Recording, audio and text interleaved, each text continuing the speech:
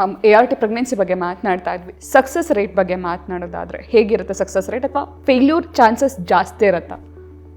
ಹೌದು, ART ಟ್ರೀಟ್ಮೆಂಟಲ್ಲಿ success rate ತುಂಬಾ ಕಮ್ಮಿ.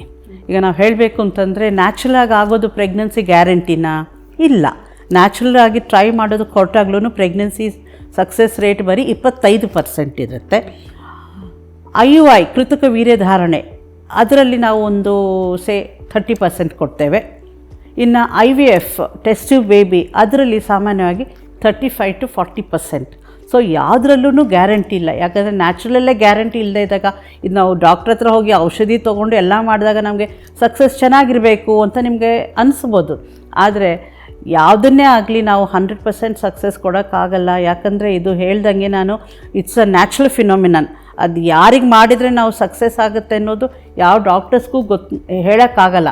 ಈಗ ನಾವು ಯಾವುದೇ ಟ್ರೀಟ್ಮೆಂಟ್ ಮಾಡಿದಾಗ ಎಲ್ರಿಗೂ ಪ್ರೆಗ್ನೆನ್ಸಿ ಆಗಲಿ ಅಂತಲೇ ನಾವು ಪ್ರಯತ್ನ ಮಾಡ್ತಾ ಇರ್ತೇವೆ. ಬಟ್ ಅದು ರಿಸಲ್ಟ್ ಬರೋ ತನಕ ನಮ್ಗಳಿಗೂ ಗೊತ್ತಾಗಲ್ಲ ಯಾರು ಪ್ರೆಗ್ನೆಂಟ್ ಆಗ್ತಾರೆ, ಯಾರು ಪ್ರೆಗ್ನೆಂಟ್ ಆಗಲ್ಲ ಅಂತ.